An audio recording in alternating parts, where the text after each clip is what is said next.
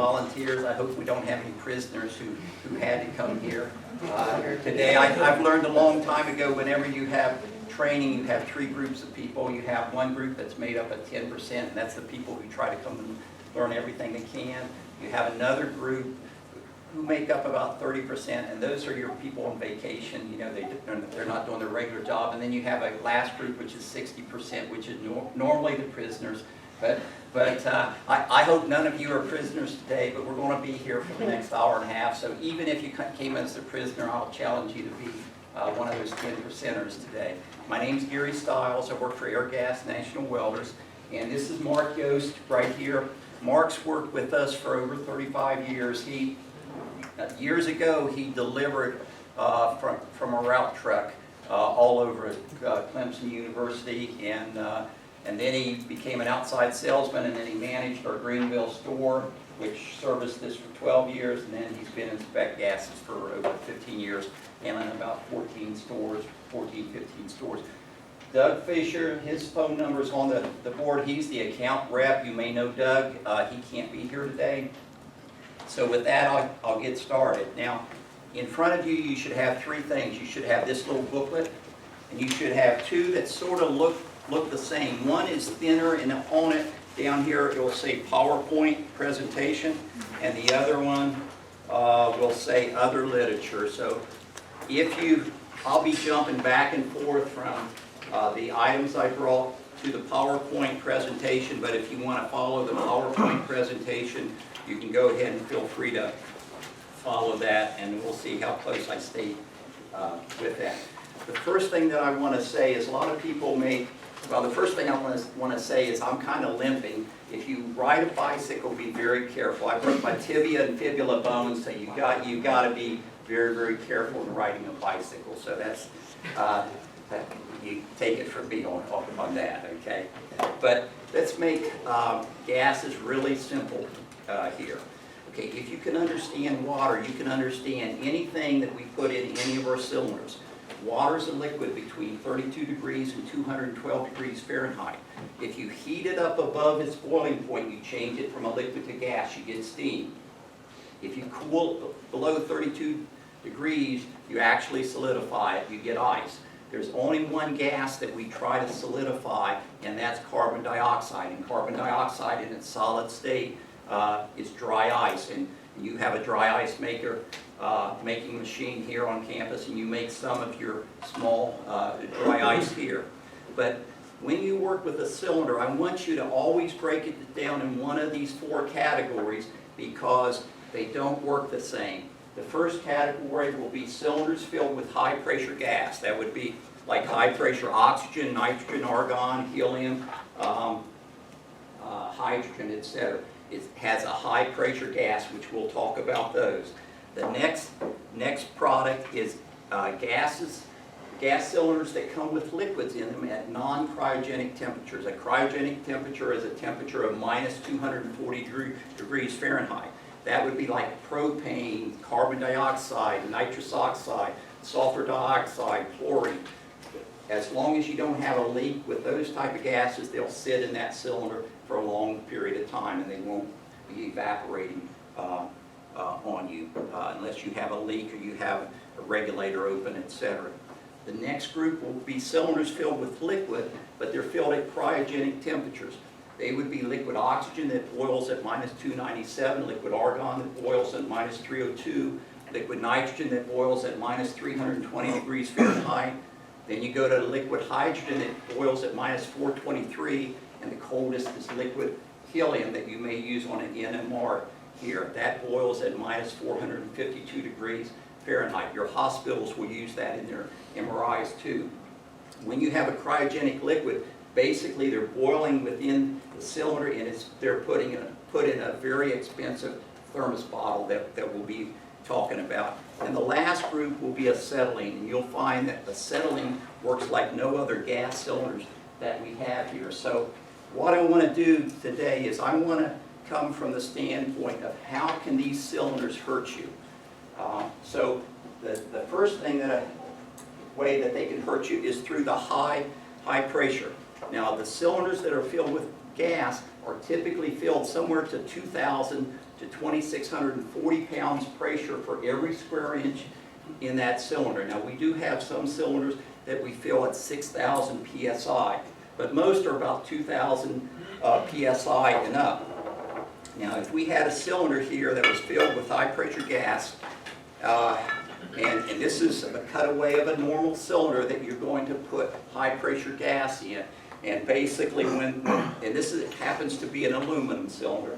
Most of the cylinders that you have will be a chrome moly, a high pressure steel. They'll last for a long time. We have some cylinders that date back to the 19-teens. I think I saw a 1914 one about a month ago.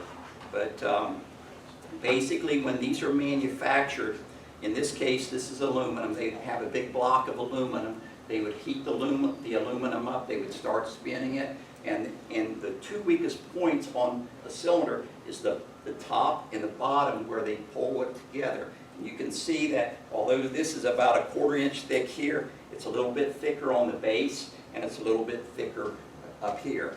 Now, the biggest problem is if you don't protect the cylinder valve. If you have a cylinder filled with high pressure gas, and if this cylinder were to fall and you shear off the cylinder will do one of two things. Well, do you have any idea what it would do? I know you were shaking your head. Okay, let's say we shear off a valve. Anybody have any idea what this cylinder would do? It's going to take off like a rocket, okay?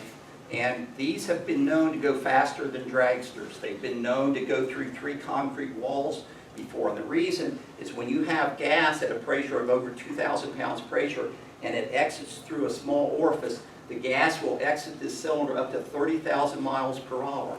That's what gives these cylinders the power to go through concrete walls.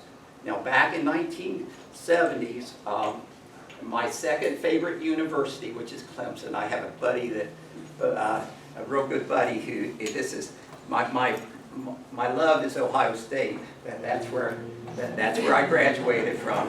And I've got to tell you all something, because Woody Hayes hit Ballman, one of your linebackers, in the Gator Bowl years ago. What people don't know is the end of that story. Ballman and Woody became close friends, and Ballman ended up being one of Woody's pallbearers. So I got to throw that out, you know. So, but anyway, okay. So one thing this can do is it can take off like a missile.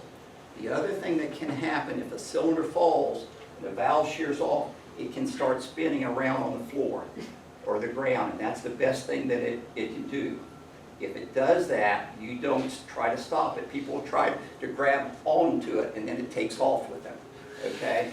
So if we had a cylinder in here that was doing that, don't turn your back on it, but even with my broken leg, I'm backing towards that door and I'm getting out here. Okay, so how do you protect these cylinders so the valves do not shear off of them?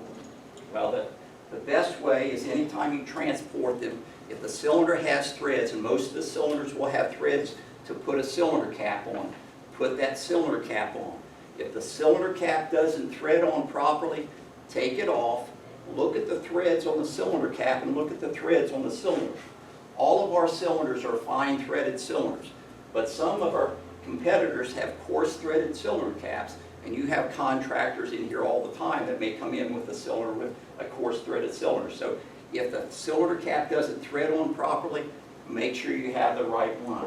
An acetylene cylinder cap is different from your others, and this is an acetylene cylinder cap, and you can see that that fits right over that. So don't put an acetylene cylinder cap on a cylinder because it's not going to be threaded on or doing any protection for you. Now, my favorite cylinder cap is this cap here. This is called the Grifton cylinder cap. A man by the last name of Grifton down in around Georgetown, South Carolina, about 1990 to 1995, he invented this cylinder cap, and I'll show you some pictures of this. But what this allows you, this actually allows you to have a regulator attached to the cylinder and still have the cylinder valve protected with the cylinder cap. But what you may have to do, this is called a gland that this nut sits on. This gland can be anywhere from 2 inches to 4 inches. You may have to get a longer gland to clear this, but basically how this works You have a popping pin that opens, and then you can open and close the cylinder valve. I like this especially where you're moving cylinders around campus, so you're not removing the cylinder regulators, etc., especially on oxygen acetylene. But when you transport it, make sure you have that valve closed.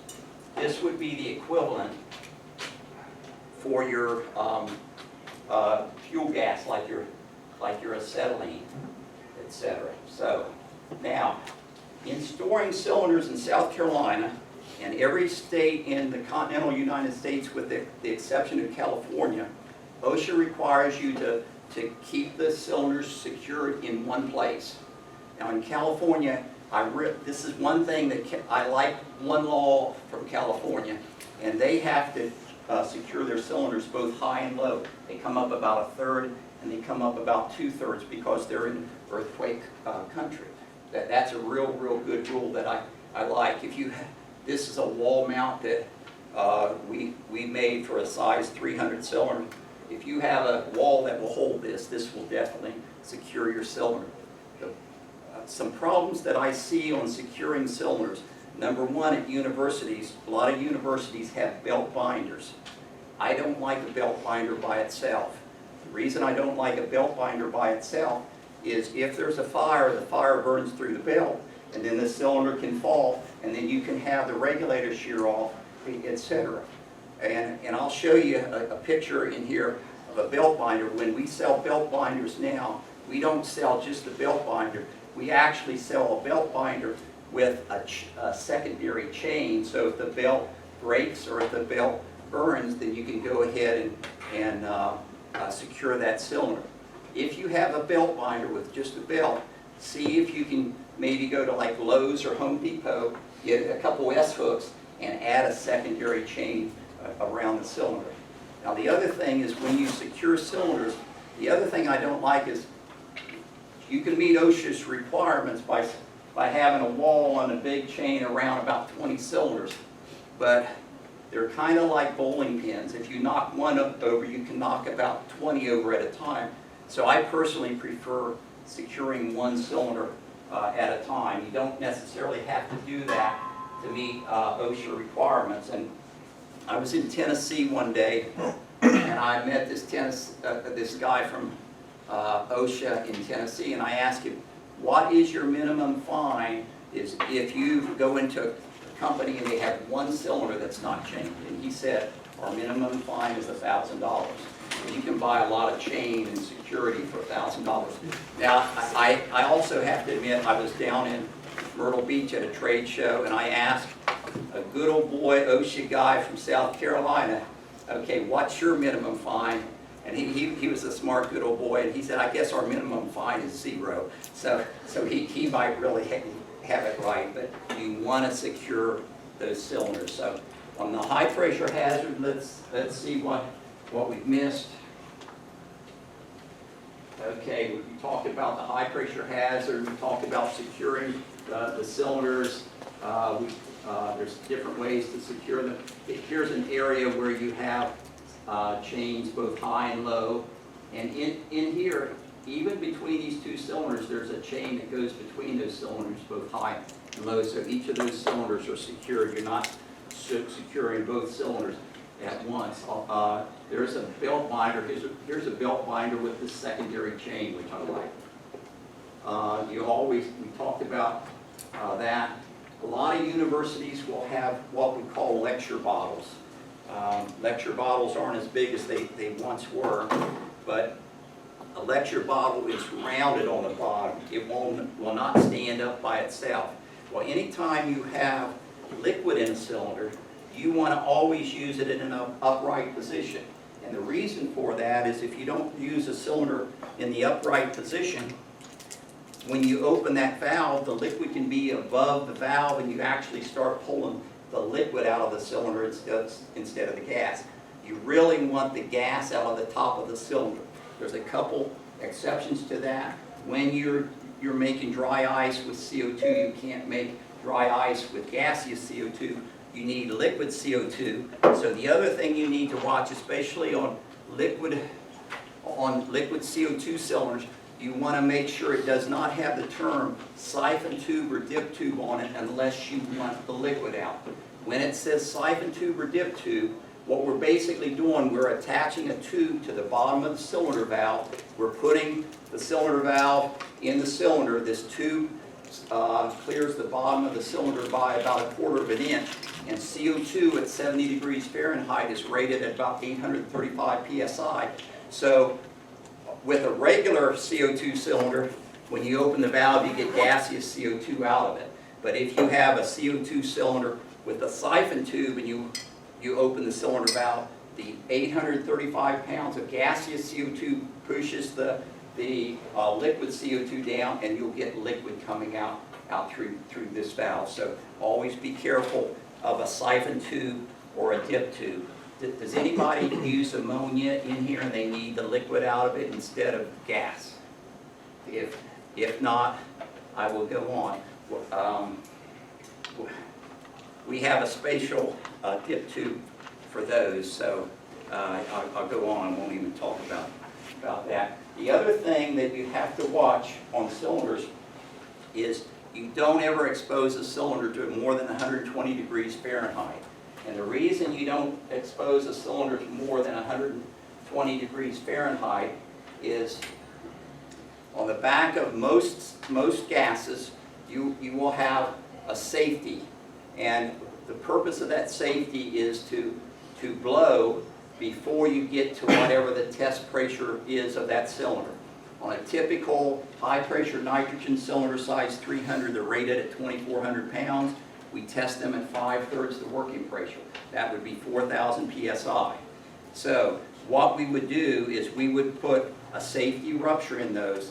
So if the cylinder is in a room and there's a fire, as the heat from that fire hits the wall of the cylinder, the pressure in that gas cylinder is going to go up. We don't want that cylinder to get above its test pressure. So when it reaches the pressure that's rated on this valve, this will pop. It will sound like a shotgun going off. It's going to dump out all the gas in your room.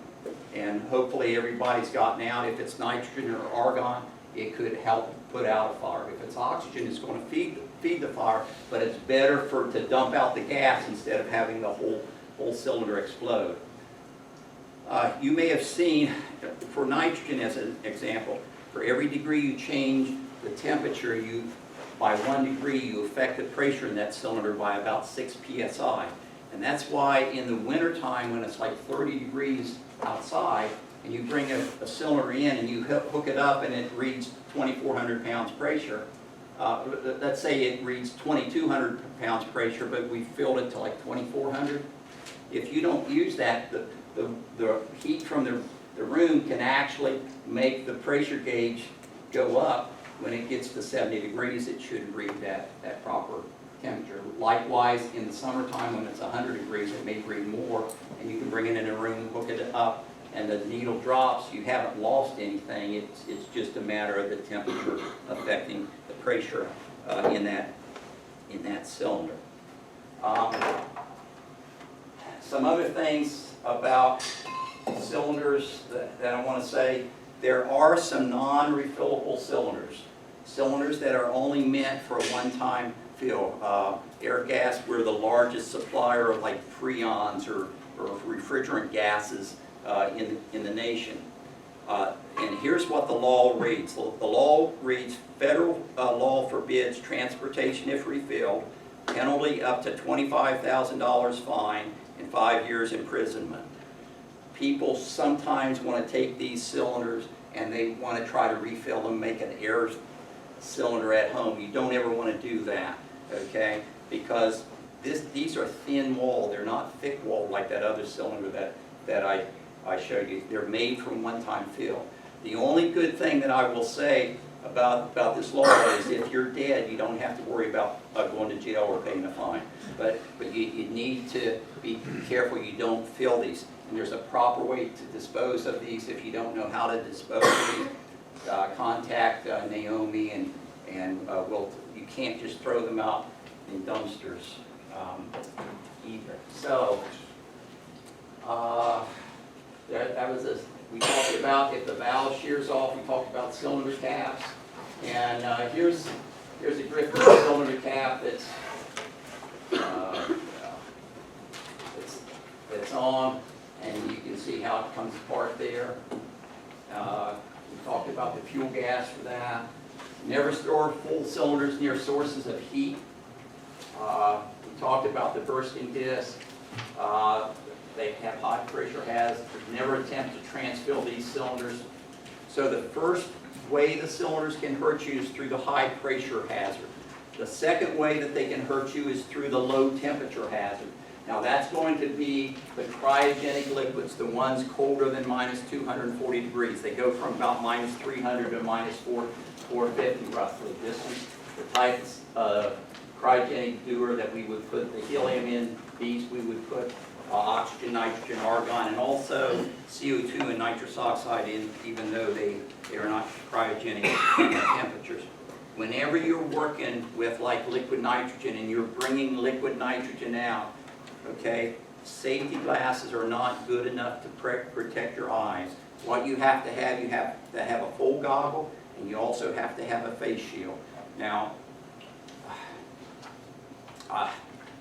sometimes universities bother me when I see them filling liquid nitrogen because students are wearing flip-flops and they're not protecting their skins, etc. You want to protect your skin. You shouldn't be filling liquid nitrogen with flip-flops. One time when I managed our Charlotte store years ago, I was filling a liquid nitrogen dewar, and one of my employees asked me a question, and the liquid nitrogen overflowed, and I missed it, and it got on the bottom of my shoes, and the next thing I knew, I had 2 flappers because just the liquid nitrogen burned right through the seams of the bottom of my shoes. So flip-flops are not good at all for working with liquid nitrogen. When you're transferring liquid nitrogen out, you want to make sure with cryogenic liquids that you don't trap cryogenic liquids like between 2 valves. Now, this is the type of transfer hose that you should be using on liquid nitrogen. Don't have your maintenance department try to make you a hose, because you'll be losing more nitrogen than the hose cost itself. The shorter the hose, the better, as long as it goes in the container. Our 2 standard sizes are 4 foot and 6 foot, but if you're going down low, you don't want the nitrogen to come out here and going into a dewar here. You want to make sure this is down there. You should have on the end of it, if you have an open-ended container, you should have what we call a phase separator. This functions like the nozzle on the end of your water faucet, so the nitrogen doesn't come out and splash as much, so it's less chances of it getting on you. When you use gloves, you should use a cryogenic glove. When you use it, and the cryogenic gloves will look like this. There's different lengths that these come. This is a medium, this is a large. When you get cryogenic gloves, you don't want them to be snug. This is medium, it's too tight for me. I want to be able, if I get liquid nitrogen in here, I want to get the glove off quickly and knock off the liquid nitrogen. With this, I can do that. With that glove, I cannot do that. If you're wearing a lab coat and you don't have the cryogenic gloves up to your shoulders, I would put on the cryogenic glove first, and then I would put on my lab coat, and then you have double protection instead of doing it the other way. Also, when a cryogenic liquid expands from a liquid to gas, it expands between 600 and 800 times its volume. Nitrogen's about 696 to 697 times its volume. So it can create an explosion. When you have a dewar with a lid here, a lot of times you'll see this lid doing this number. What it's doing, it's releasing the gaseous nitrogen as the liquid changes from a liquid to a gas. You want it to do that. You don't want to tape this closed. You're making yourself a bomb, and I've seen that before. So the major thing is they're just cold, and keep them off your skin all you can. There's the face shield and the goggles. Never allow these to get on your body. unless somebody like a dermatologist, puts it on you, etc. Wear the full goggles, we talked about the cryogenic gloves, the phase separator, the transfer hose, the Dewar lid. These are vials. If you work with biological specimens and you put vials down in liquid nitrogen, you want to buy a good enough vial. The cheapest vial is not always the best price. You want a good enough vial that it doesn't leak. If you have a vial that leaks and you put it down in liquid nitrogen, nothing happens when it's down there. But when you pull it out and you have a little bit of liquid nitrogen in it, and that nitrogen expands by 700 times its volume, that whole vial will just blow apart on you. So you clean up your underwear a little bit too.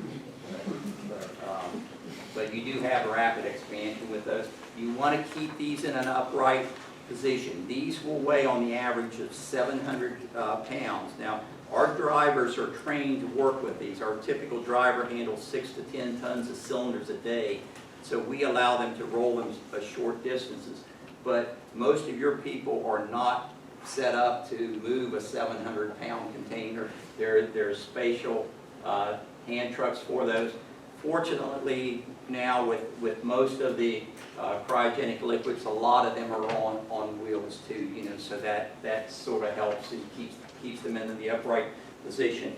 Now, on the cryogenic liquid, the reason you want it upright is, although this is if you think of this as the inner wall, and then there's an outer wall with insulation and some getter material to get hydrogen and moisture out of between the two walls, they're suspended like this. There again, they weigh 700 pounds. If you try to get it too far like this whole thing will fall off. The bursting disc will go out, and you will change all that liquid from a liquid to a gas really quick. So that's why it's important to keep these in an upright position. Now, with these, the two biggest problems that people don't understand about these cylinders is they all have a safety relief valve. The safety will be typically set at 22 psi. If you have liquid nitrogen and you're withdrawing the liquid, you want to make sure you check and make sure that the safety is 22 psi. Look at the pressure gauge. Make sure it's not over 22 psi at the same time. The other two are 230 and 350, and then there's also a 500 psi safety. Now, sometimes, and basically what's meant, okay, let's say we have a liquid nitrogen, it has a 22 psi safety on it. Okay, as the liquid changes, as it's boiling and it changes from a liquid to a gas, it builds up pressure if you're not using the gas or the liquid out of that cylinder. When it reaches that safety is supposed to open. It will sound, it won't be as high of a pitch as with 22 psi as a 230 or 350. Now, when it gets below that safety relief valve should close, and it should stop until the pressure gets above the safety.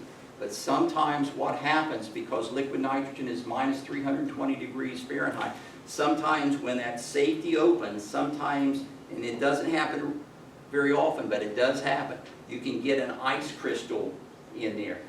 The safety gets below 22 psi, it tries to close and it won't close. So if you look at that pressure gauge and there's only 18 psi in there and the safety's still going off, you probably have an ice crystal that's built up in that liquid nitrogen container. So if that happens, what you do is you take a hairdryer or warm water not to exceed 120 degrees, either blow the hot air on the safety or run the warm water over the safety, and that should fix that. But one of the biggest problems people mess up with on liquid nitrogen containers, especially when they're using gaseous nitrogen out of them, is they'll open the pressure buildup valve and they'll leave it open. Well, when you open the pressure buildup valve in that inner wall, what happens is the liquid nitrogen comes out of a tube. The tube wraps itself around the inside of the outer wall of the outer cylinder, dumps it back in. Most of it has been vaporized by that time, so it's either putting warm nitrogen gas in the top, which helps the liquid nitrogen boil more and change from a liquid to gas quicker to build up pressure, or it will put some liquid back into the top. If you leave that pressure buildup valve open and you go away for the weekend, you're going to come back Monday and you won't have any gas because it's going to vent on you all week.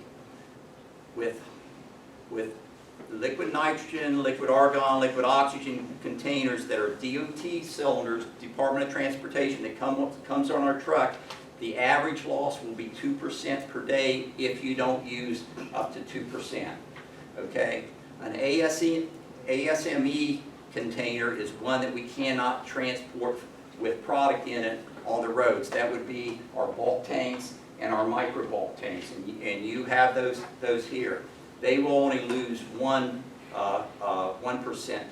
per day, and the reason is a cylinder that's going on the truck, and it has to be a little bit sturdier than one that we show up empty and we put it in place and we never move it, so there's more supports between that inner wall and outer wall, which gives you some extra leak sources there. Cryogenic liquids, be safe with them, keep them upright, and also keep the product off. You get rid of those flip-flops that when you're working with these. Okay, there's some of the safeties. Okay, so we have the high pressure safety.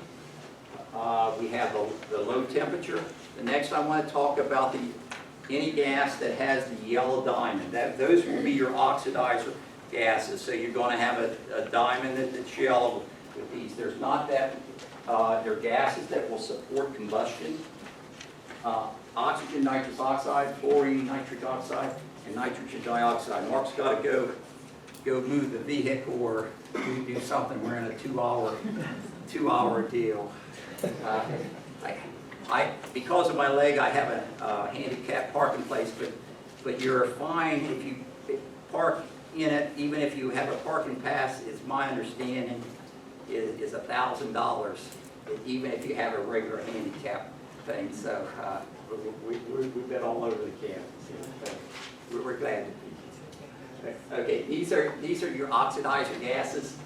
You want to keep organic materials, especially oil, grease, wood, cloth, or asphalt, etc., from contact with oxygen. How many of you have ever taken soap and you mixed it with water and you used that for a leak test? Soap and water, okay?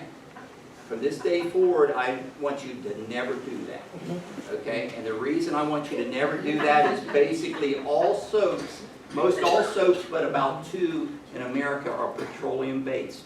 So you're coating them with grease and oil. Okay, now something like Snoop is okay.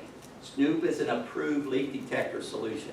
Now this is something that one of our vice presidents who retired 3 times with us and ended up working 50 years with us. This is Sherlock gas and air leak detection. He was over all of our production facilities. He said this is the best leak detector solution that he's ever found. And you can get it in 55-gallon drums. Nobody has ever heard of this. Snoop does a great marketing job. It even comes with a nice little dauber. This was first made in Charlotte, North Carolina in the 50s, and they don't have one salesperson and nobody knows about it, but it's real good stuff. You can look at it a little bit later here. So, never check for leaks with soap and water. We'll talk about Gojo in the orange container. We'll talk about changing cylinders. All oxidizers, anything with a yellow diamond has to be stored, whether it's full or empty, at least 20 feet from your flammable gases. Any gas cylinder that would have the red diamond. So yellow diamonds must be separated from the red diamonds, whether they're full or empty, by a minimum of 20 feet, or you have to have an approved firewall. And we'll get to that. But never saturate your clothes or skin with an oxidizer. Some welders, it gets hot in South Carolina. Some welders at the end of the day, they want to take their oxygen torch and blow themselves off. You know, they feel nice and cool. Anything that will burn violently in an oxygen-enriched atmosphere. Skin burns, clothes burns. Then they go out and they light up a cigarette. You don't want to do that. You don't want to enter a confined space where the oxygen content is below 19% or above, I think it's 19.5% or above 23%. There's little oxygen analyzers you can carry in your pocket that's smaller than a pack of cigarettes, that you can go into areas where you sense maybe the oxygen level is not good. And you know, our safety department does a lot with those. You should have no smoking signs wherever you have the yellow diamond or the red diamond gases around. Everything should be clean for oxygen service. This is an elbow that we got, and it's got a little tag on it, clean for oxygen service. So that was the oxidizer hazard. The next hazard has to do with the flammable gas hazard. Okay, these are your flammable gases. Typically you have hydrogen, methane, acetylene, propane. Those are some of the main ones, but there's some other gases in here that fits this list. Anytime you have a flammable gas, you have a low explosive limit and you have an upper explosive limit. And basically what happens is on methane, the lower explosive limit ends up being 5%. The upper explosive limit is 15.4%. So if you have a cylinder of methane or any flammable and it starts leaking, what you want to do is you want to get it out of your area. You want to get it into the biggest area where there's a lot of air. Okay, if you can't close that leak. If you're in a small room, you're going to reach the lower explosive limit quicker than if you're in a bigger room. When it gets up to above the upper explosive limit, it's too rich for it to burn. But in this case with methane, if you have methane in the air and it's in this level, then you have a flammable situation with that particular gas. So you always want to get them outside or someplace where they're leaking. If you can't stop the leak, then call your gas supply. You should store these in well-ventilated areas. You've got to watch flammables that you don't put them in the little closets. The light switches and the electricity and all that stuff should be explosion proof. Thank you, Naomi. I couldn't come up with that. Thank you. Okay. Do not permit smoking. Now let's talk about the cutaway of acetylene. Early on, I said acetylene works like no other type gas. This is a cutaway of an acetylene cylinder. It looks like you can't it's not hollow like this cylinder. It looks like it has styrofoam in it, but the best way I can explain this is it would be like a bee's honeycomb that has a lot of little pockets. There's two basic ways that you fill acetylene. For years we used acetone. Now this material only takes up about 10% of this cylinder. And then we would put 42% by volume of acetone in it, which is the liquid that stabilizes this. The same thing that they put in like fingernail polish. Then 36% acetylene gas, and that leaves about a 12% for expansion. But basically, it'd be like a whole bunch of bees honeycombs where the acetone would go in the different pockets and the acetylene gas would go in the different pockets. With an acetylene cylinder, you are never to lay it down. If you lay this down and you put it on one of your trucks and you transport it laying down and DOT stops you, if it's a company or like a university, it's a $25,000 fine and somebody can go to jail for 5 years for that because it's very dangerous. If it's an individual, it would only cost you $10,000. But I don't know to you, but $10,000 to you may be cost you more than $25,000 to Clemson. Okay, but in any case, it's bad. If you've ever seen an acetylene cylinder explode, and I've seen one explode, if it were in the middle of the room, it would kill all of us. It's a very catastrophic explosion. Now, to prevent the catastrophic explosions with these, basically what they will do on an acetylene cylinder, normally in the shoulder of the cylinder, they'll put like a lead plug. That plug will melt at 212 degrees Fahrenheit. Some cylinders like chlorine and sulfur dioxide, the plug melts somewhere between 156 and 164 degrees Fahrenheit. But basically, it's normally in the shoulder. It can be the base or both places, or on this little cylinder that's called an MC that holds 10 cubic feet, and it got its name for motorcycle because at the turn of the century, carbide lights on a motorcycle were run by this type of cylinder. But in this, it would have a valve, and it would normally have a fuse plug in it. Now, what happens with acetylene, let's say you have an oxyacetylene outfit, and you've got them parked down here, and you've got scaffold, and you're going to do some cutting up high, but you park your outfit right below you.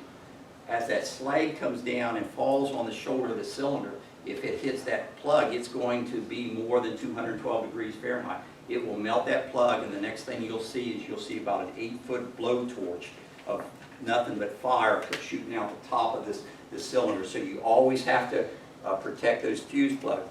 Now, on that safety I was talking about earlier, for most gases, it just ruptures. But some safeties on poisons and certain type gases, they also have a fuse plug. So when the temperature gets to a certain point, it just melts. So you have to keep these in an upright position. You can only withdraw 1/7 of the volume per hour at 70 degrees Fahrenheit. If it's colder, you can't withdraw that much. If it's hotter, you can withdraw a little bit more. Let's say I'm in your maintenance department, and my dad worked maintenance all his life, okay? Let's say they're going to do a job on the roof, and they're going to do cutting or heating job up there. And let's say they require 10 cubic feet per hour.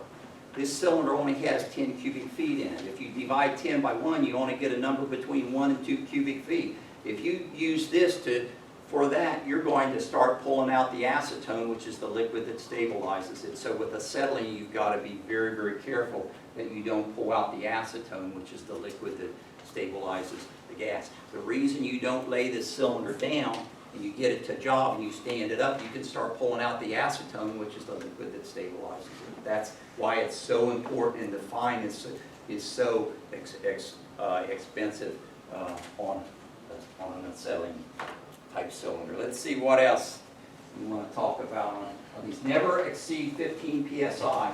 Whenever you're using acetylene, the gauge typically is called a red line gauge. You see a red line gauge here. When you go above 15 psi, you actually start pulling out the acetone that's in this. Generally, I don't have to worry about people pulling that out on an oxyacetylene outfit, but when they're using acetylene for an atomic absorption machine, they're typically running 12, 13, 14, 15 psi. That's where you see the problem on that. Use upright, store upright. We talked about fuse plugs. Oh, goody. Non-flammable gases, green labels. Let's go green. It's just wonderful, okay? Now, and it is, but when it comes to gas, and you watch out for the green labels, okay?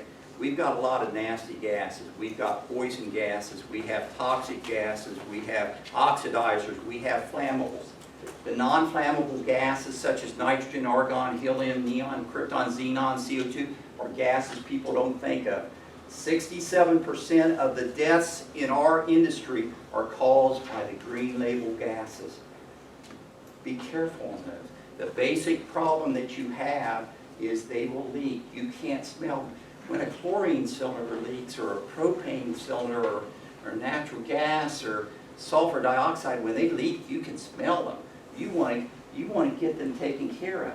When argon, nitrogen, CO2, helium leak, you can't smell them. If you're in a confined space, you'll fall asleep and you'll die. So you always have to watch the oxygen content in those. So these are the gases I worry about. Matter of fact, when a chlorine cylinder leaks in gas and you're upwind from it, it's actually kind of pretty. I don't want you to try this, but it's kind of a greenish yellowish color that you can actually see. And chlorine is 2.5 times the weight of the air, so it's going to go low. And you want to also know when you deal with your gases, Is your gas heavier than air or is it lighter than air? Now most people know that helium and hydrogen are lighter than air. As an example, if the air weighed 100 pounds, helium weighs 14 pounds, hydrogen weighs 7 pounds. So they're very light. When they leak, they're going to go up. So if you have hydrogen and you put in a gas detector for hydrogen, you want to mount it high. But there's some gases that are heavier than air, like CO2. If you put in a CO2 detector, when it leaks, it's going to go low. So you want to put that detector, low. So it's important to know if this gas leaks, is it heavy or is it light? Also on these labels, I want you to look for some gases have dual labels. Nitrous oxide was one of the first gases that they came out with a dual label. Years ago, it used to be classified as an oxidizer. It had a yellow label. But then somebody said, but it really works kind of like an inert gas, like a non-flammable. So they changed it from yellow to green. Well, then somebody said, well, really it works like both of them. So they have both of them on. That came out in the 90s, and you will see gas cylinders out there with more than one diamond. If they have more than one diamond, you treat them for whatever diamonds that are on there. Non-flammable gases, when I think of a non-flammable gas, I think it won't burn. Doesn't that make common sense? If you have any ammonia here, take this out and store this with your flammable gases.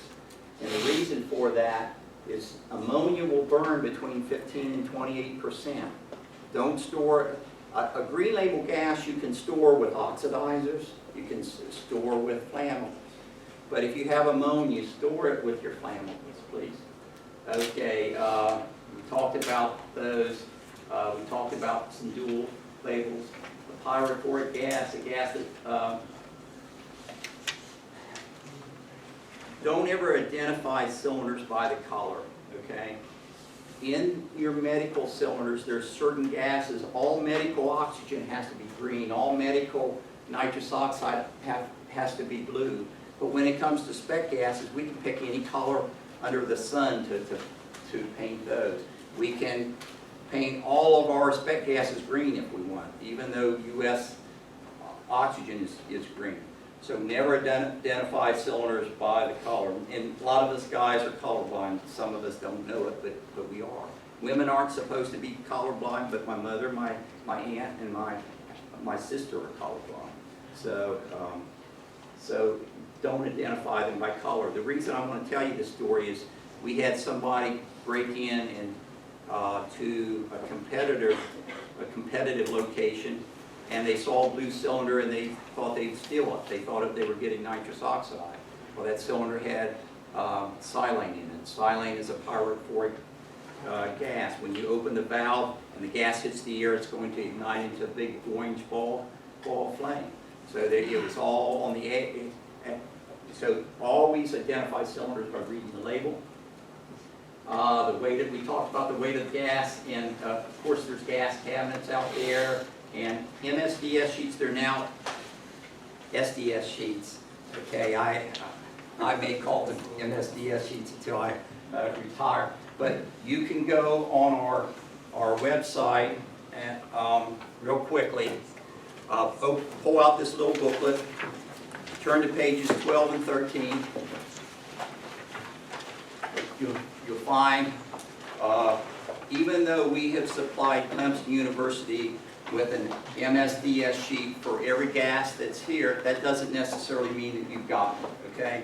You can go to www.airgas.com and you can print any MSDS sheet that you want. If you have problems finding that, contact Doug, Mark, or I. And the pure gases are easy to find. Some of the gas mixtures are a little bit more difficult. Now, let's say, for example, that Scott was having a problem with the cylinder. He called me up. I'm not going to look at my MSDS sheets if he calls me up. I'm going to go to what we call an emergency response guidebook that Naomi's very familiar with, and it's divided up into classes. The yellow class for oxygen in a compressed gas, it's a UN 1072. UN stands for United Nations, so it doesn't matter what what country you're in. So I could come in here to numerically to 1072, and it's going to tell me to go to a certain guide, and I'm kind of slow here. 1072, it's in here someplace. It's on this page, in fact. It's good. And it tells me to go to guide 122. I go to guide 122 in the orange section, and it tells me in a short little thing, what do I do if there's a spill, a fire, a leak, etc. What to do, boom, boom, boom. So it's easy to handle. Now, if I can't get to the cylinder, but I know it's oxygen, I can go in the blue section alphabetically and find it. Well, these books cost a lot of money. So what we've done is we basically have given you these pages here. So if you go to oxygen compressed, it tells you to go to guide 122. And then if you turn to page 23, you have the same information that you have in the emergency response guidebook there. And we do have hazmat teams that can come out and help do things. Now, real quickly, what I want to do, I want to go through the proper way to change a regulator, because it's very important that you know that. How many people in this room have ever changed a regulator before? Raise your hand. Okay? Okay, now, you may have been changing regulators for years. Okay? I went to one company that does excellent training. There were 80 people. Yeah, if you want to wear this on your head for Halloween, we can fix it up for you. But when you feel a cylinder is empty, the first thing that you want to do is you want to close the valve. Now the word close starts with the letter CL.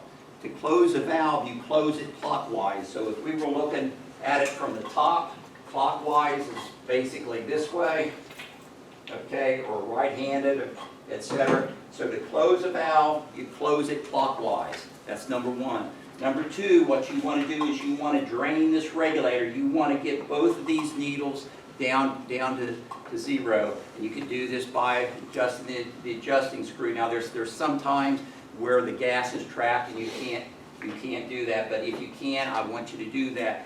This gauge here that tells you the pressure in the cylinder will go to zero first. The other gauge that tells you the pressure you're flowing, it will go to 0 seconds. So you've closed the valve clockwise, you've drained this regulator.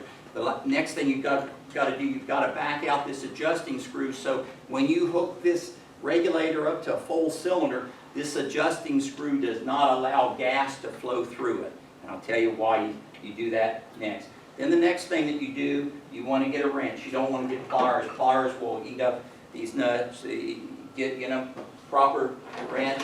And then what you want to do is you want to disconnect the fitting. Now the fitting either screwed on right-handed or clockwise, or it's screwed on left-handed or counterclockwise. There's two ways to know if it went on clockwise or counterclockwise. If the nut has a V-groove in it, it goes on left-handed or counterclockwise. If the nut doesn't have that V-groove in it, it's a right-handed fitting. It screws on right-handed, comes off left-handed. You can pass those around. But there's a better way to tell whether or not that regulator goes on right-handed or left-handed to begin with. And that has to do with the 3-digit CGA connection.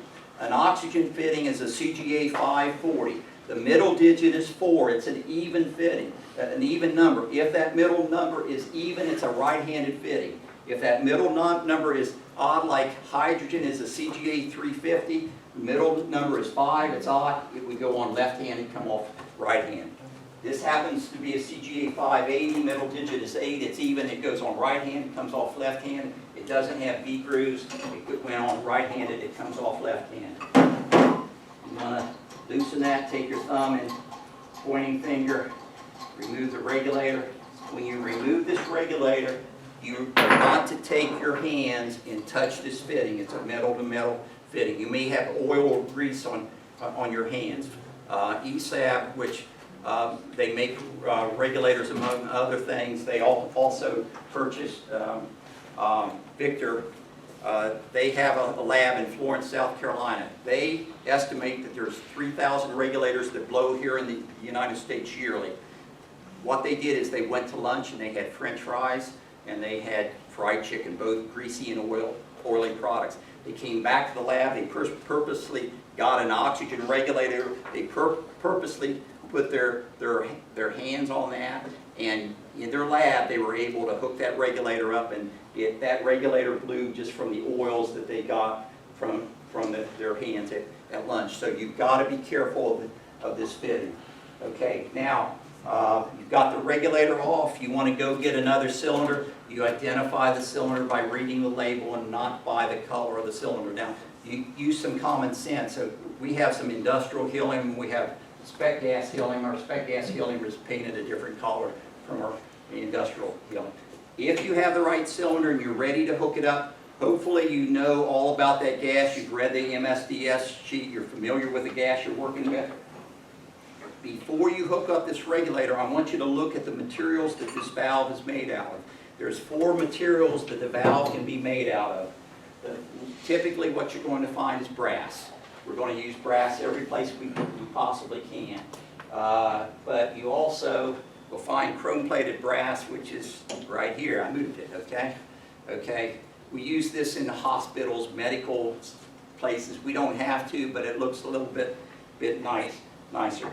We also have aluminum. We'll use aluminum in a lot of these non-refillable type cylinders wherever it right here, because a lot of these are filled with reactive gases like sulfur dioxide, nitric oxide, hydrogen sulfide. But this is the bad valve, and this is the valve I want you to always look for. This is the stainless steel. Look at stainless steel. It's not shining like the chrome-plated brass. This is the bad one. It's the stainless steel valve. Okay, so what I'm going to do is, and I'm also looking at the label.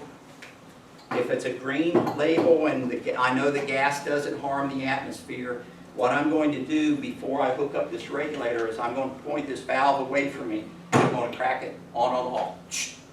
Okay, you'll blow out the dust and dirt. The second major reason your regulators will fail is dust and dirt getting into them. Now you can buy, when you buy a new gland, you can actually buy these glands that have central filters in them to stop the dust and dirt from getting into the regulators in the first place. On hydrogen, we have to put it at this end. On the others, we'll put it at this end of that gland. So where it's safe, I've cracked this valve. If it's a flammable, I'm not going to do that. If it's a stainless steel valve, I'm not going to do that at all. Okay. Now I'm ready to hook up the regulator. There again, it's a CGA 580. It doesn't have the V-screws in it. The middle digit is even. It's a right-handed fitting, so it goes on right-handed.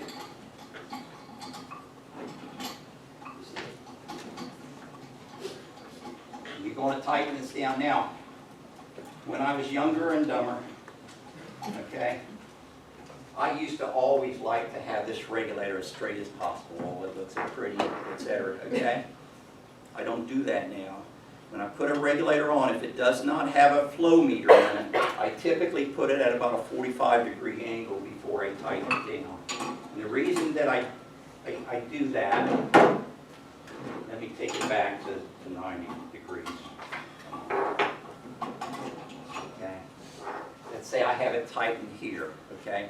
Remember I said when you change the regulator, you drain the regulator and then you back out that adjusting screw. If you don't back out that adjusting screw, if you hook this regulator up to a full cylinder, one of the ways this regulator can fail is this adjusting screw can shoot across the room, and it will shoot pretty fast.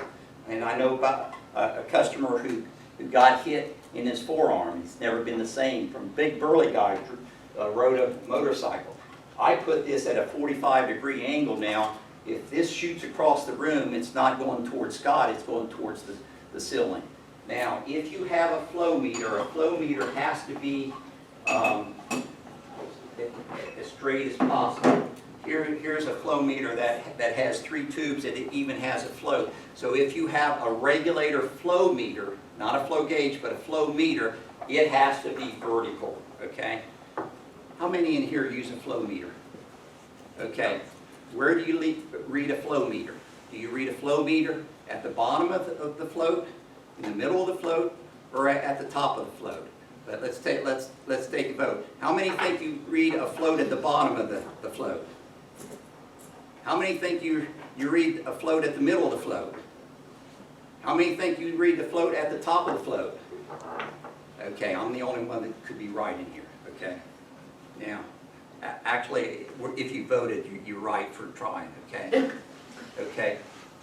The proper way to read a float, unless the manufacturer of the flow meter tells you something different, you look for the widest point on that float.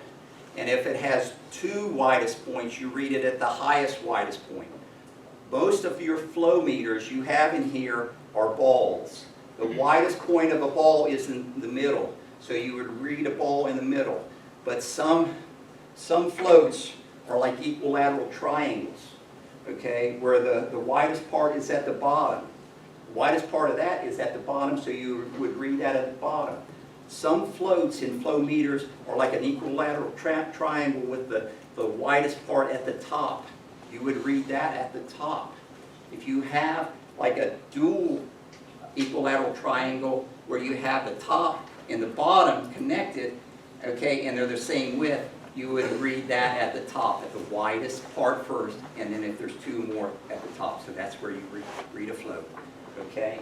Now, okay, so I'm ready to open this, okay? Now, the one thing that you never want to do, and if this is all you learn in this station, I feel I've accomplished what I want to accomplish. When you open the cylinder valve, you are never to stand directly in front of this regulator. If this regulator blows, it's going to blow forwards or backwards. Here's a regulator that blew forwards or backwards, and it can kill you. I can tell you about a young lady in her mid-30s with two small kids up in around Asheville area, and she stood in front of a regulator and blew. Fortunately, she didn't die. She lost a breast and her face is disfigured. A regulator will blow forwards and backwards. So there's only one place to stand when you open this regulator. You're never to stand directly in front of it.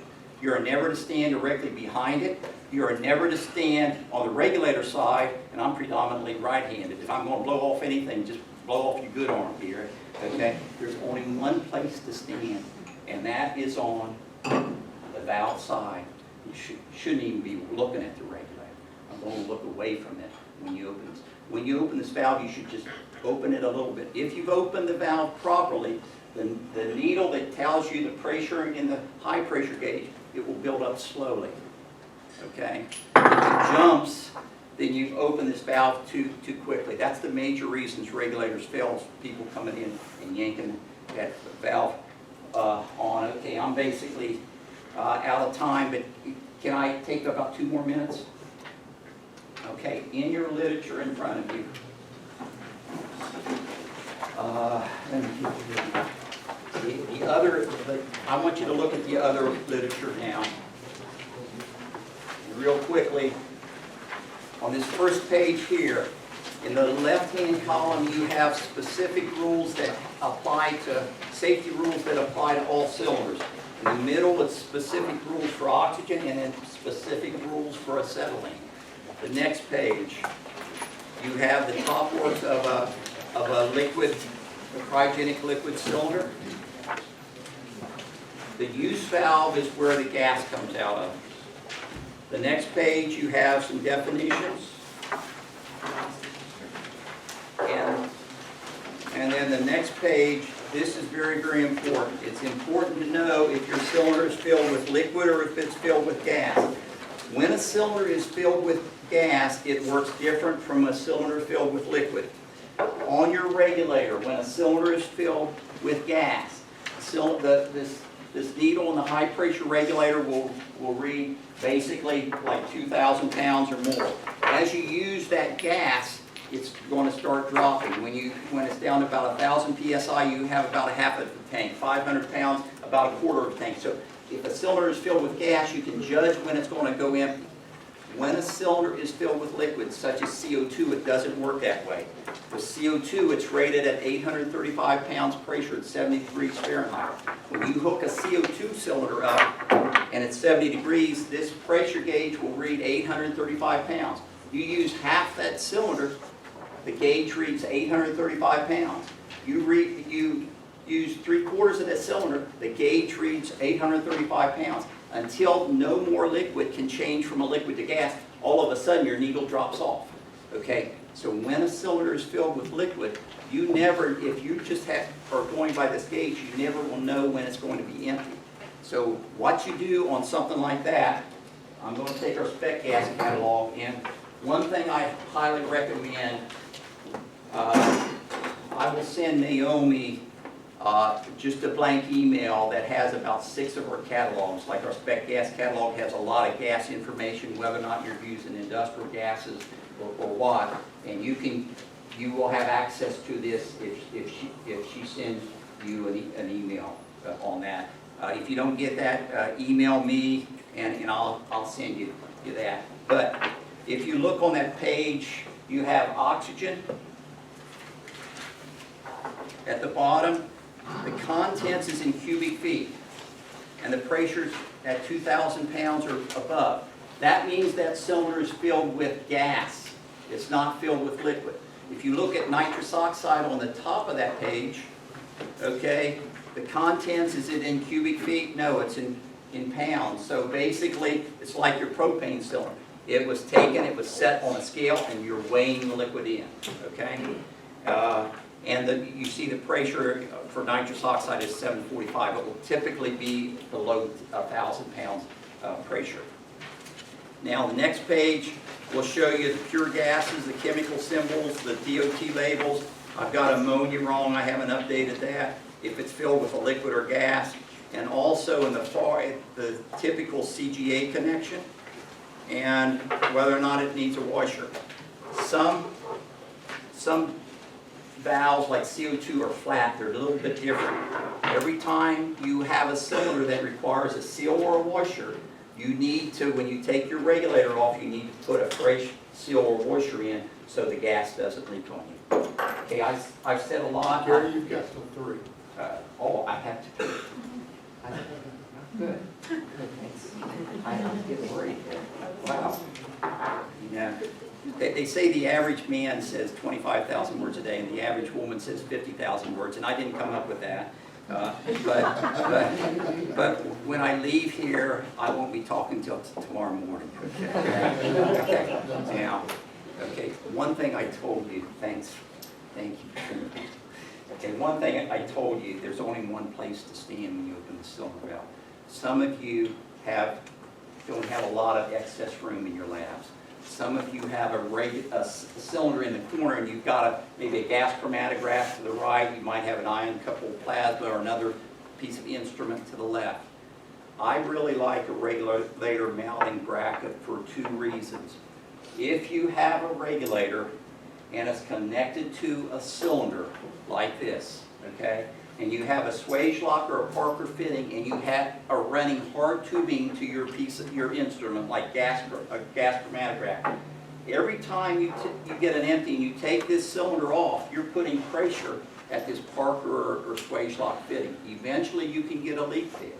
When you have a leak and you're not running your piece of equipment, but you have the gas cylinder open, gas leaks out. That's bad for you, good for us, I guess. But if you have a leak, okay, and you're running the gas to your instrument, what you do is you create a vortex and you start sucking in atmospheric air. You get oxygen and moisture and total hydrocarbons from the air, and you contaminate your gas stream.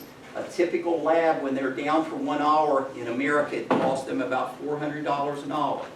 If you have a setup like that, you can talk to Mark or Doug about getting a switchover manifold, or since you have the regulator, you can just buy the regulator mounting bracket.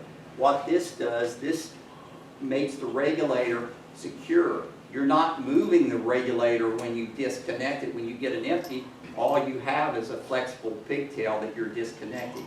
This pigtail is not a Teflon lined pigtail. A Teflon lined pigtail will leak, it will contaminate your gas, it will have a check valve down here, so when you do remove it, the gas in this pigtail doesn't leak out. It's actually like a 4-part stainless steel material, and it's great for like hydrogen, helium, any gas, but if you can use it on hydrogen and helium, you know it's going to be good for other gases as well. This is a regulator mounting Okay, now, since I have a few minutes, we're going to come back to here, and then I want to tell you about single-stage and two-stage regulators because there's some mistakes made with those. Okay, turn past the gas comparisons to, and you'll have a chart that looks like this. And basically, this is a CO2 fitting right here, connection. This is the nut and the gland, and this is the washer, or the seal. If you, on this first page here, where you see the next to the bottom row, the far left, it says CGA 320. This left-hand fitting would be the valve. Since it has a piece, a vertical thing, that means it requires a seal or washer. And then you have the nut and gland that, that would attach to the valve there. Okay, let's go beyond that page.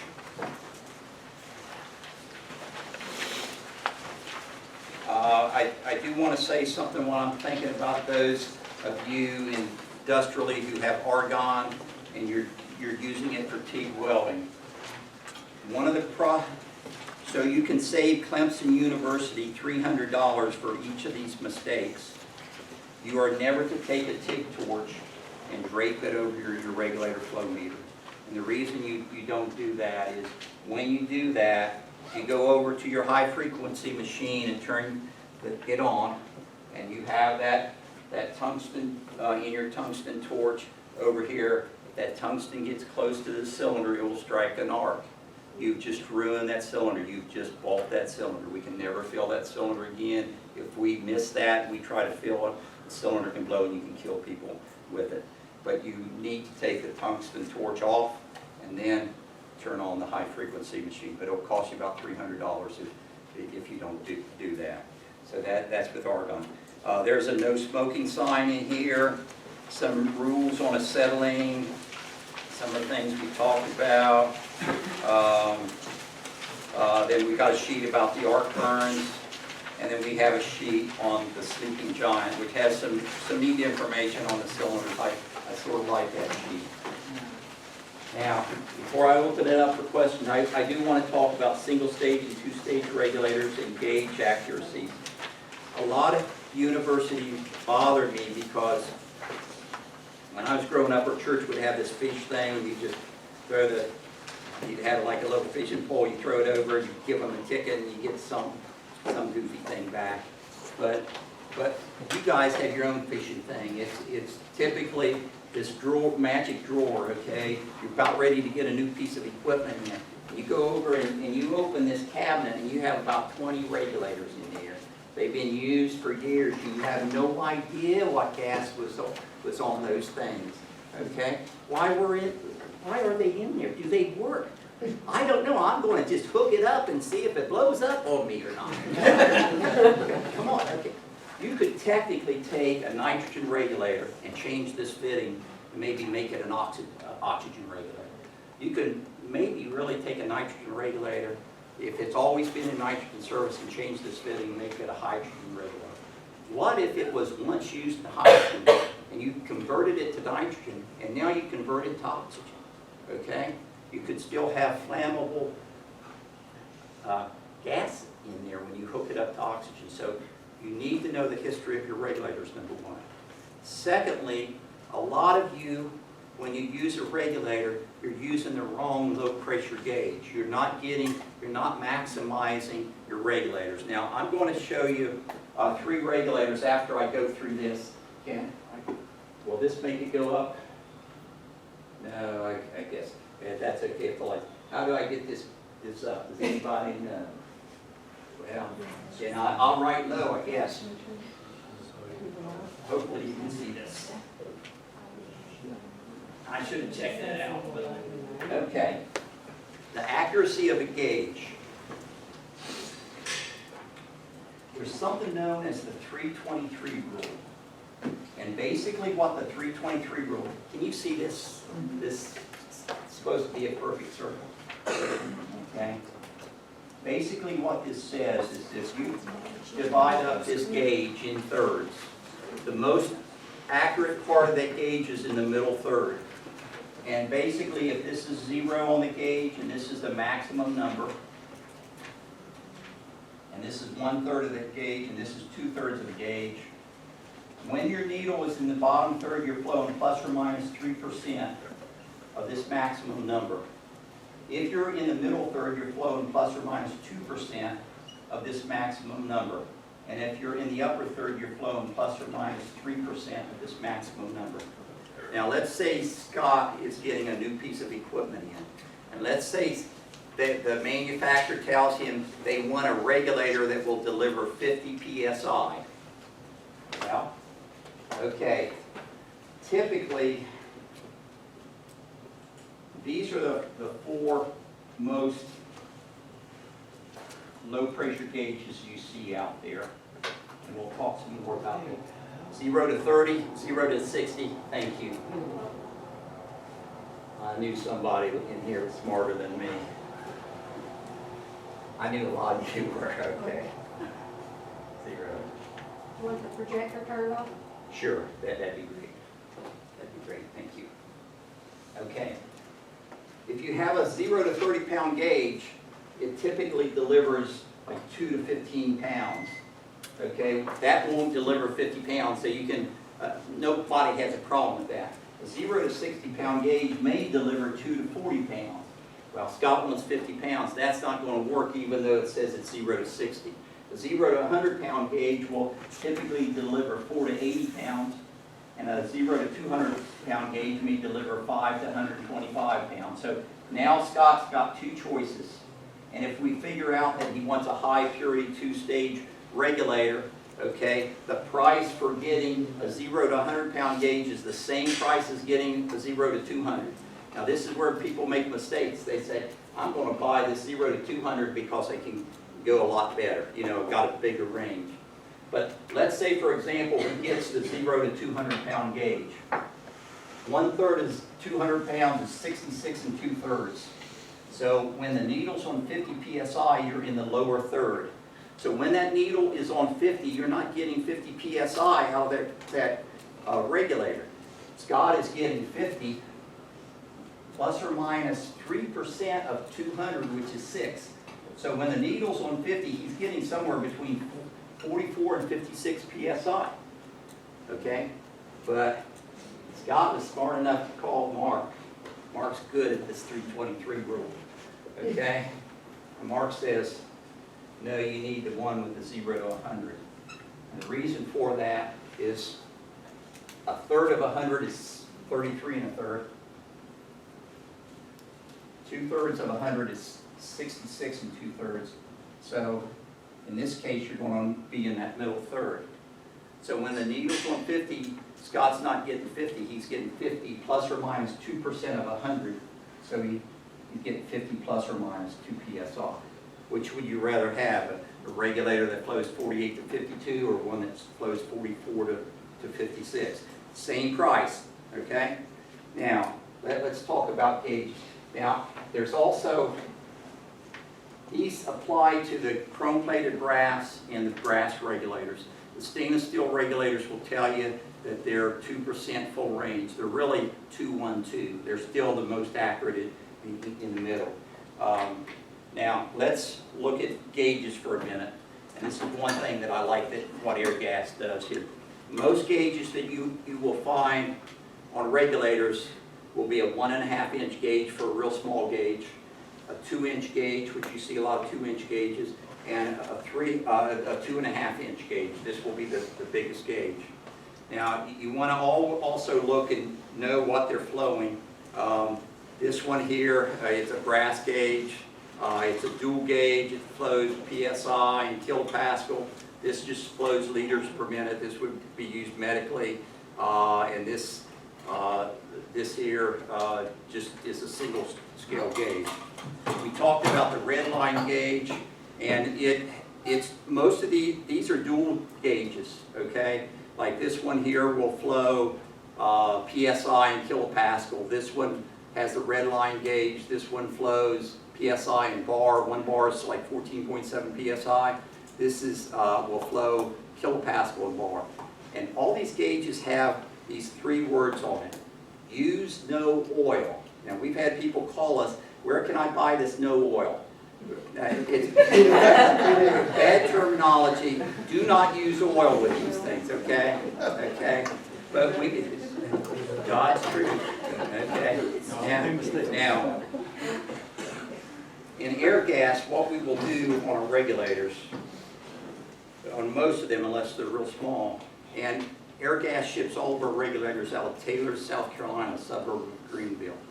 We use 2.5 inch single scale gauges. They're not dual scale gauges. This is also known as a 6-foot gauge. If you have a dual scale gauge, it's hard to read what you're going to read on this, but a single scale gauge is a lot easier to read, so I like that. Now let's talk about single stage versus two stage, because there's some confusion there. Okay, this happens to be a single stage regulator. It happens to have one gauge to it. My two-stage regulator is over here. It happens to have two gauges, a gauge that tells you the pressure in the cylinder and a gauge that tells you the pressure you're flowing. Okay, and it's an air gas high purity regulator. Here's another regulator. It's got two gauges on it. A gauge that tells you the pressure in the cylinder, a gauge that tells you the pressure that you're flowing. This is a two-stage regulator with two gauges. This is a single-stage regulator with two gauges. It's not by the number of gauges that tells you whether it's a two-stage or a single-stage regulator. The way you can tell is from the side or from the top. The single-stage regulator is flat in the back. The two-stage regulator has this extra protrusion. Okay? This is like having this a single-stage regulator hooked up to the cylinder and downstream from another single-stage regulator. Okay, that could make a two-stage regulator. So if you have a single-stage regulator and you need that, you can do that. A two-stage regulator works differently from a single-stage regulator.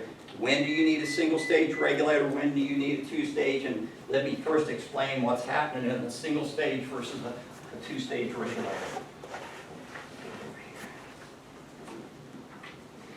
Okay, in a single-stage regulator, let's say a full cylinder has 2,000 pounds pressure. And we're going to forget about the 323 rule, but the 323 rules happen on all these. Let's say you put the adjusting screw so the needle's on 50. There again, you've got whatever's going on with the 323. Okay? Now, as you use the gas in that cylinder, for every 100 pounds on an average regulator, average single-stage regulator, that you decrease the pressure in that cylinder, you'll see a pressure rise over here about 1 psi. If you don't adjust that adjusting screw. So on a single-stage regulator, you can get down to about 1,000 pounds pressure. If you haven't changed the adjustment on with your adjusting screw, your needle may be on 60. Remember, you still have 323 going on over and above that. Okay? Now, in a two-stage regulator, it's like you have two regulators together. So on a two-stage regulator, let's say you have 2,000 pounds. What happens in the first stage, it reduces the pressure in the cylinder in the regulator to a lower pressure, like about 300 pounds on the average. Some manufacturers, if the gauge is a 0 to 100 pound gauge, they will add 100 and they'll have this at 200, but most adjust it down to 300 pounds. And now you've got 50 coming out. This is two-stage. Okay, on the single stage, what happened? You went from 2,000 to 1,900 pounds, and you had a pressure rise of 1 psi. So you're going to have a pressure rise of 1 psi here. On the first stage of that regulator, you get all the way down to 1,000, it'll be up to 310. But what's happening? It goes in reverse. What happened here? The pressure goes down, and the pressure went up. It went up here too. But now, with an average two-stage regulator, you'll see 1/10 of a psi, but instead of a pressure rise, you'll see a pressure decrease, because where this is going down, this is going up. Okay, so it's working in the opposite direction. So down to 1,800, you got 49.8, down to 1,700 if you don't readjust it, it's 49.7 down to 1,000, it would be 49.0. So a two-stage regulator is going to be more accurate if you're not going in there and adjusting that. Now, okay, so Gary, why would you even have a single-stage regulator? Well, okay, number one, it's cheaper than the two-stage regulator. Number two, a lot of people, what they do, they open the cylinder valve, they maybe do a calibration, and they shoot a little bit of gas in, do the calibration, and then that's all the gas they need, and then they close this valve. For calibration work, single stage works good. But where a single stage regulator works the best is when you have a cylinder filled with liquids such as carbon dioxide, propane, chlorine, etc. What did I say about a cylinder filled with liquid? The pressure doesn't go down until you basically have an empty cylinder. A single stage regulator will flow about double the volume that a two-stage regulator will flow. We have some, like propane's rated about 110 psi. What sense would it be to hook a 110 cylinder, a cylinder with 110 psi? Knocking it down to 300 pounds doesn't do anything. It's already down below 300 pounds. So when it's filled with liquid, I like the single stage regulators. Okay, now I'll open it up for questions. And I do have 3 minutes. Any questions? Yes? Gary, could you address Teflon tape use? Yes.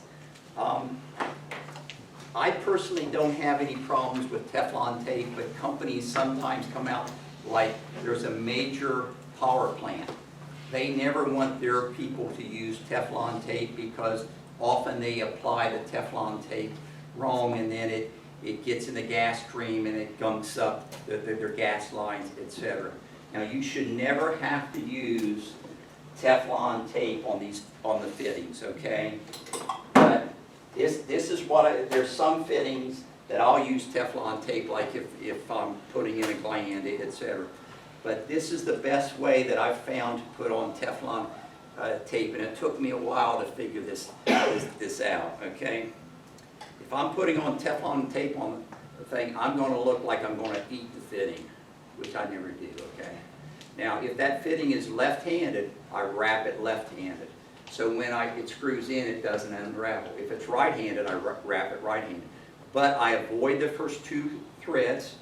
If you avoid the first 2 threads, then it shouldn't break down and get into your gas stream. The other thing that I do is I wrap it either 2 full revolutions, and that's what I prefer, or 3 full revolutions. You don't wrap it 2.5 because you don't have an even wrap. So I don't see a problem with Teflon tape, but some companies have said, my people are idiots, so you can't use it. So, you know, it's not my call here. I don't mind it. But if you're fitting, if you have a leak right here, don't put Teflon tape there. Get a new fitting. Now, what I failed to say is when we went through changing the regulator and we barely opened the valve, I didn't tell you how far to open that valve. It really depends on the type of valve. We have 2 types of valves. We have a pack valve. I said 2 types. You think I can't count? I'm bringing out 4 valves here. Okay. In most cases, if it's not a spec gas valve, we use what we call a pack valve. It has a packing unit. A pack valve seats all the way open and all the way closed. So if it's not a flammable gas, if it doesn't have a stainless steel valve, if it's not a nasty gas or something like that on a pack valve, once this needle builds up all the way, you should open that valve up all the way. It seats all the way open, all the way closed. But there again, and some people in my industry will disagree with me, but I've seen an acetylene cylinder on, more than one acetylene cylinder on fire. If I'm going to be the guy that's closing that valve, if it's flammable or a nasty gas, I only like to open this valve about a 1/2 to 3/4 of a turn. So if there's a leak or spill or something, with one quick turn of the wrist, I can close it off. But you have to watch, if you have a cylinder that's a pack valve and you don't open up all the way, I'm going to go back with an improved leak detector solution, not soap and water, and I'm going to check and make sure I don't have any leaks in it. Okay. We don't, if it's a diaphragm valve, however, which we'll use for spec gases, they're a little bit different. And the reason for it, the problem we don't use the pack valves with spec gases, we have to be able to do spec gases up to grade 6. That's 99.9999%. The product would only have 1 part per million impurities in it. With this packing, when we pull that sensitive vacuum, and it's a much stronger vacuum that we pull for spec gas cylinders, we've got to evacuate that cylinder so it only has 1 part per million impurities to begin with, okay? If we use the packed cylinder, we can suck in atmospheric air around that packing because our vacuum pumps are so strong, okay? So for spec gases, we typically use a diaphragm valve that has a packing, but under that packing there's 4 stainless steel diaphragms, so we can't suck in the atmospheric air. And an American diaphragm valve, an American pack valve in brass probably costs about $8. An American diaphragm valve probably costs about $28, but we've gone away from the American diaphragm valve and we've gone to a French and German diaphragm valve. And the reason for that, this opens easier than the American diaphragm valve because it has a lot more mechanics in it. The way we always helped you with the American diaphragm valve, we've got this captain's hook wrench to help you open and close that. With the French and German diaphragm valve, you can tell this hand wheel is a lot thicker, okay, than the American ones. But it opens like this. On a diaphragm valve, and this is a diaphragm valve, you come up and play with this. When you open it up all the way, it's really loose at the top. So what you have to do, you have to back it down until you can feel the pressure go against that packing. Okay, so that's how far you go with this. Okay, now I'll shut up. Any questions? You're free at last, I guess. If you have, really, if there's anything, if you want Mark, Doug, myself to come to your labs to look at things, we're happy to do that. Mark? Yes. I had to step out for a minute. Did you mention the owner's phone? I did. Now, but one thing I didn't mention is this is what we tell our drivers when a cylinder starts to fall. When a cylinder starts to fall, don't try to stop it. We've had more accidents by people hurting their backs, messing up their hands and everything. They're 130 pounds and heavy once they start going. Hopefully you got a cylinder cap on it. Okay, that's it.